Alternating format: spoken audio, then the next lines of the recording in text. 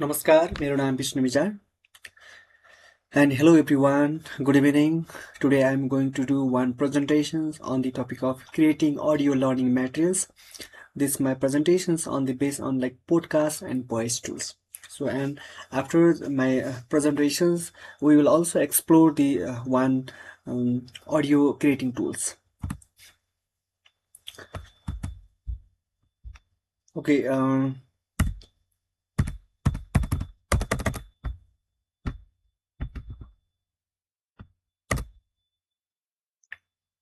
This is my short introduction. And आजको यो मेरो प्रेजेन्टेसनबाट आई थिङ्क ओभरअल प्रेजेन्टेसन गर्दाखेरि चाहिँ our friends and our colleges will be able to like explain the importance of audio learning in educations होइन. अर्को चाहिँ कस्तो टुल्सहरू चाहिँ हाम्रो क्लासरुम प्र्याक्टिसेस अथवा टिचिङ प्र्याक्टिसमा प्रयोग गर्न सकिन्छ भन्ने कुराहरू उहाँहरूले थाहा पाउनुहुनेछ. त्यसपछि स्टिममा अझ रिमोट एरियाको ठाउँहरूमा चाहिँ स्टिम कनेक्ट गराउँदै यो अडियो लर्निङलाई कसरी टिचिङमा प्रयोग गर्दा यसको रोल के हुनसक्छ भन्ने कुराको बारेमा उहाँले जान्नुहुनेछ. त्यसपछि अर्को भनेको चाहिँ हामी एउटा एप्स अथवा वेबसाइटबाट चाहिँ हामी अडियो लर्निङ मेटेरियल्स चाहिँ क्रिएट गर्नेछौँ. उहाँले त्यो पनि गर्न सक्नुहुनेछ. र लास्टमा चाहिँ हाम्रो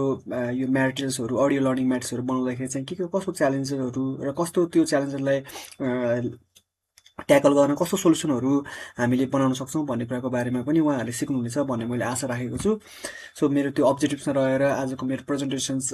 प्रेजेन्ट हुनेछ. सो टेबल अफ कन्टेन्टमा चाहिँ सुरुमा मैले आज अडियो लर्निङ मेटेरियल्स भनेको के हो होइन, एजुकेसन सेक्टरमा यसको किन महत्त्वपूर्ण छ होइन,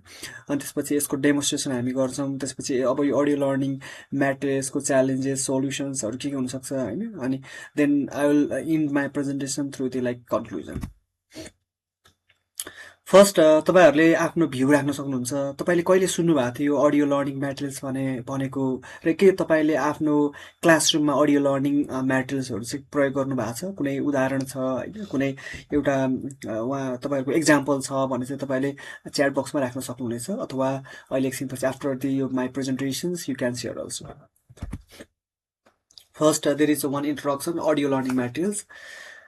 यो अडियो लर्निङ मेटेरियल्स चाहिँ यस्तो युजफुल रिसोर्सेस हो for the teaching and learning, जसले गर्दाखेरि चाहिँ हाम्रो टिचिङ एन्ड लर्निङलाई चाहिँ प्रभावकारी रूपमा क्लासरुममा इम्प्लिमेन्टेसन गर्नको लागि अथवा विद्यार्थीहरूको सिकाइ प्रक्रियामा चाहिँ सहजीकरण गर्नको लागि चाहिँ महत्त्वपूर्ण साधनको रूपमा लिन सकिन्छ. जस्तो विद्यार्थीहरूले चाहिँ जस्तो कति कुराहरू सुनेर होइन, अडियो भन्ने बित्तिकै मेन कुराहरू चाहिँ हामी के गर्छौँ, सुनेर नै त्यो कुराहरूको बारेमा मनन गर्दा उनीहरूले पढ्न सक्छन्, बुझ्न सक्छन् होइन. जुन चाहिँ यो अडियो लर्निङ मेटेरियल्स चाहिँ जुनसुकै ठाउँमा बसेर, जुनसुकै क्षेत्रमा बसेर, जुनसुकै टाइममा पनि उनीहरूले यो लर्न गर्न सक्छन्. जस्तो इक्जाम्पलको लागि पोडकास्ट, हामीले हेर्ने पोडकास्टहरू अथवा डिजाइन गर्ने पोडकास्टहरू त्यही जतिखेर पनि जुन ठाउँमा बसेर पनि पढाउन सकिन्छ. रेकर्डेड, जस्तो हामीले कहिलेकाहीँ क्लासरुममा रेकर्डहरू हेरिरहेको हुन्छौँ होइन, त्यो कुराहरूको बारेमा लेक्चर होइन, त्यसमा अडियो लर्निङमै पर्ने भयो. भोइस नोट, हामी कहिलेकाहीँ भोइस नोटहरू बनाएर राखिरहेको हुन्छौँ, किनकि लेख्नलाई अलिकति अल्छी लाग्छ. तर भोइस नोट भन्यो भने सर मुखले भन्यो त्यो कुराहरू चाहिँ रेकर्ड गरेर राख्यो भने पनि त्यसलाई अडियो लर्निङ मेटेरियल्सको रूपमा लिन सकिन्छ. अडियो बुक्सहरू प्रायः यो इङ्ग्लिसको होइन, अथवा हामी सिम्पल रूपमा इक्जाम्पल हेर्ने हो भने अडियो बुक्स जस्तो कुनै पनि सोसलमा एउटा लाइक जीवनी पढ्नु पर्यो नेपालीहरूमा अथवा सोसलमा, त्यसमा चाहिँ अडियोहरू पाइन्छ. अनि त्यस्तो बुक्सहरू पनि हामीले सिडीहरूको थ्रुबाट अथवा पेन ड्राइभको थ्रुमा राखेर चाहिँ हामीले क्लासरुममा टिचिङ मेटेरियल्सको रूपमा चाहिँ युज गर्न सक्छौँ. अब यसको महत्त्वपूर्ण चाहिँ किन छ भन्दाखेरि अडियो लर्निङ यो मेटेरियल्सहरू चाहिँ होइन हाम्रो सिकाइलाई चाहिँ एकदम अन्तर्क्रियात्मक अथवा इन्टरेक्टिभ बनाएर होइन प्रभावकारी बनाउनको लागि चाहिँ एकदम महत्त्वपूर्ण छ. अर्को भनेको चाहिँ विद्यार्थीहरूमा अलिकति फरक गरौँ न, जस्तो जहिले बुकबाट मात्र पढाउने नभएर त्यही बुकमा भएको कन्टेन्टहरूलाई चाहिँ हामीले अडियोको थ्रुबाट उनीहरूलाई सुनाउँदाखेरि होस् अथवा पढाउँदाखेरि चाहिँ त्यसले लिसनिङ स्किल पनि उनीहरूले बढाउन सक्छ, इम्प्रुभ हुनसक्छ होइन. अर्को भनेको चाहिँ इन्क्लुसिभ एजुकेसन, जस्तो किन सपोर्ट गर्छ भन्दाखेरि चाहिँ जस्तो सबै कुराहरूलाई एउटा इन्टिग्रेटेड गर्ने भयो. र अर्को भनेको चाहिँ कहिलेकाहीँ जस्तो हामीसँग विद्यार्थी साथीहरू अथवा आफू पनि होइन सबै कुराहरूमा क्यापेबल हुन्छ भन्ने हुन्न. सो डाइभर्स ब्याकग्राउन्डबाट डिफ्रेन्ट पर्सनहरू आइरहेको हुन सक्नुहुन्छ. कति कुराहरूले भिजुअल रूपमा नदेख्न सक्नु भएको साथीहरूलाई होइन, अथवा हामीले लेखेको कुराहरूलाई उहाँले हेर्न नसक्ने साथीहरूलाई चाहिँ यो यसले पनि सपोर्ट गरिरहेको हुन्छ. अर्को चाहिँ यो क्रिएटिभिटी र कम्युनिकेसन अथवा फोर स्किलसँग पनि यसले कनेक्ट गर्छ है. अर्को चाहिँ यो इम्पेयर लर्निङको लागि होइन एकदम भिजुअली इम्पेयर लर्नरहरूको लागि चाहिँ एकदम महत्त्वपूर्ण छ किनकि उहाँहरूले देख्न सक्नुहुन्न त्यस्तो नदेख्ने व्यक्तिहरूलाई चाहिँ अडियोबाट थ्रुबाट उहाँले पढ्न पाउनुभयो भने उहाँले सजिलैसँग बुझ्न सक्नुहुनेछ अर्को चाहिँ दुइटै अनलाइन मोडलमा पनि हुनसक्छ ब्लेन्डेड मोडलमा पनि यो हामीले सपोर्ट गर्न सक्छ अडियो लर्निङ मेटेरियल्सबाट किनकि जस्तो लाइक मानव अनलाइनबाट हुने कुराहरूको बारेमा हामीले देखाउन सक्यौँ भने ब्लेन्डेड मोडलमा यदि कुनै पनि ठाउँमा अडियो रूपमा रेकर्डेडवाला छ भने उहाँले त्यसबाट पनि लर्न गर्न सक्नुहुने भयो त्यसैले यो अडियो लर्निङको चाहिँ एकदम महत्त्वपूर्ण भूमिका रहेको छ अर्को चाहिँ लेट्स एक्सप्लोर रहेको छ होइन सो हामी एक्सप्लोर गरौँ एक्सप्लोर गर्नुको लागि चाहिँ म सर्चमा यहाँ राख्छु तपाईँले यहाँ साइडमा इमेज देख्नुभयो भने त्यहाँ सुनो भनेर दिएको छ होइन यसमा चाहिँ एउटा एजुकेसन कन्टेन्टको बारेमा हामी चाहिँ के गर्छौँ आर्ट बेस्ड टिचिङ पेडागोजीलाई कसरी त्यो लाइक क्लासरुममा कनेक्ट गर्ने अथवा यो स्टिम भनेर हामीले सुनिरहेको हुन्छ नि त स्टिमको चाहिँ आर्ट होइन त्यसलाई चाहिँ कनेक्ट गरेर आफ्नो क्लासरुम प्र्याक्टिसेसहरूमा कसरी अडियो लर्निङ म्याट्रिक्स चाहिँ क्रिएट गर्न सकिन्छ भनेर एउटापल्ट म तपाईँलाई एक्सप्लोर गराउँछु है त सो लेट्स एक्सप्लोर होइन सबैजनाले तपाईँले अहिले याद गर्नुभयो भने तपाईँलाई सजिलो हुन्छ सो यहाँ यो स्लाइडमा भएको कुराहरूको बारेमा चाहिँ म अहिले एकछिनमा तपाईँलाई भने नै छु है त सो सिम्पल तपाईँले जानुभयो भने यो स्लाइडमा थियो होइन यहाँ जाने अथवा अहिले मसँग कुन छ भन्दाखेरि यो एउटा डकुमेन्ट छ यो डकुमेन्टमा चाहिँ मैले लिङ्क ओपन गरेँ म अहिले च्याटमा पनि राख्छु सो मानव यो चाहिँ सायद गीत हो होइन यहाँ गीतको थ्रुबाट चाहिँ कसरी एउटा एउटा शब्दहरू छ होला सायद त्यसलाई चाहिँ अडियोमा लान खोजेको हो अडियो लानको लागि चाहिँ यो आर्ट बेस्ड पेडागोजी यो चाहिँ एउटा सङ छ जस्तो मैले क्लास 7लाई पढाउन खोजेको एउटा साइन्सको कन्टेन्टमा रहेको छ जस्तो एसिड बेस साल्ट होइन त्यसपछि अम्ल क्षार लवण बुझ्नको लागि चाहिँ विद्यार्थीहरूलाई कसरी बुझाउन सकिन्छ अडियोको थ्रुबाट भन्ने मैले एउटा गीत बनाएको छु जुन चाहिँ नेपाली टिपिकली नेपाली शब्द नेपाली लोक भाकासँग कनेक्टेड छ र यसलाई चाहिँ हामी अडियो म्याट्रिक्सको रूपमा युज गर्नको लागि चाहिँ हामी एउटा टुल्स युज गर्छौँ जुन चाहिँ सुनो म यहाँ टाइप गर्छु तपाईँले हेर्न सक्नुहुन्छ SUNO सुनो .com गऱ्यो भने ठ्याक्कै यहाँ आउँछ यो चाहिँ अहिले AI टुल्स हो यसबाट हामीले बनाउन सक्छौँ है त अब सुरुमा यो आउँछ जस्तो तपाईँले यदि अकाउन्ट क्रिएट गर्नुभएको छ भने चाहिँ तपाईँले पहिला सुरुमा लगइन गर्नुपर्ने हुन्छ यदि लगइन गरिसक्नु भएको छ भने चाहिँ सिधै यो आउने भयो make any song you can imagine भनेको छ होइन अब सुरुमा के हुनु पऱ्यो भने हामीसँग भएको यो कन्टेन्ट छ होइन यो भाका भाका भनेको चाहिँ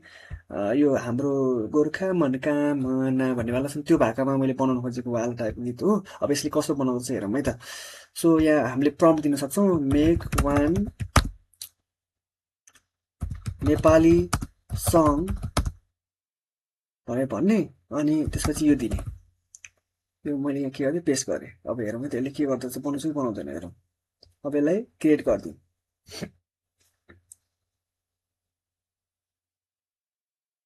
अब यसमा क्रिएट हुँदैछ सो क्रिएट भइरहेको छ होइन त्यसले क्रिएट गराइरहेको हुन्छ अनि हामीले नट ओन्ली यो यसबाट कथा पनि बनाउन सक्यो होइन त्यसपछि कविताहरू पनि बनाउन सक्यो गीत पनि बनाउन सक्यो आफूलाई जुन चाहिँ प्रभावकारी हुन्छ त्यो चाहिँ यसमा के गर्न सक्यो बनाउन सक्यो जस्तो अब यसले के गर्दैछ भने यहाँ बनाउँदैछ हेर्नु है त क्रिएटिङ गरिरहेछ अब यता यसले दिन्छ अथवा आफ्नै भोइसहरू पनि जस्तो तपाईँले यहाँ राख्न सक्नुहुनेछ होइन जस्तो कुनै एड गर्न सक्नुहुन्छ कुनै अडियोहरू यहाँबाट देख्न सक्नुहुन्छ जस्तो अब तपाईँले टन्नै दियो हेर्नु है त अब अपग्रेड फर फुल सङ भनेर चाहिँ अब पैसा तिर्ने भन्नेवाला अथवा अपग्रेड गर्ने छ हामीलाई किन चाहियो होइन सिम्पलवाला हेरौँ त यसले कस्तो बजायो हेरौँ है त यो बजाएर प्ले गरेर हेर्दाखेरि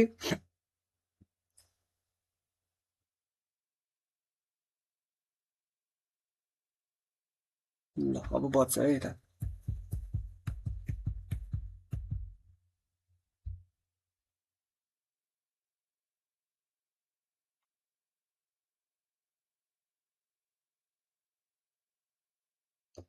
डाउनलोड गर्नु पऱ्यो भने यहाँबाट डाउनलोड गर्न सकिन्छ होइन जस्तोमा MP3 यसमा भिडियो होइन यसमा नि गर्न सक्यो अनि जस्तो यहाँबाट कभर होइन त्यसपछि केही राख्ने हो कि माउसमा त्यहाँ के एड गर्ने हो कि होइन अथवा के गर्ने हो यहाँबाट तपाईँले हामी सब एडिट गर्न पनि सक्यो होइन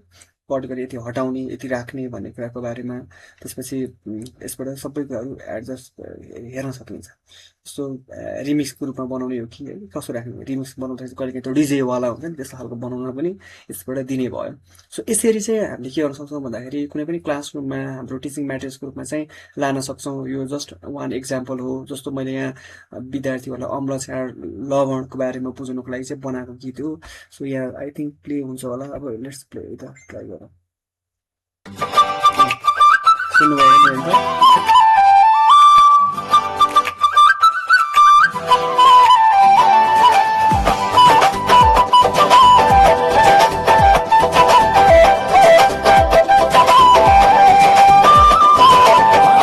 गोर्खा मनोकामना अम्ल छाड लवण बुझ्ने नै चाहमो चाहना अम्ल अम्लिलो छाड तितो जिब्रोले नि भन्छ क्या मिठो साबुन लाउँदा चिप्लो हुन्छ हात छाडको मन सफा बनाउँछ साथ अहिले चाहिँ फरक फरक बनाइदिरहेको हुन्छ जस्तो अर्को पनि हेर्ने हो भने यहाँ तल दिएको छ होइन जस्तो त्यो एउटा त्यस्तो पाकाको आयो अर्को यहाँ हेर्नु त आफूलाई जुन मनपर्छ त्यसलाई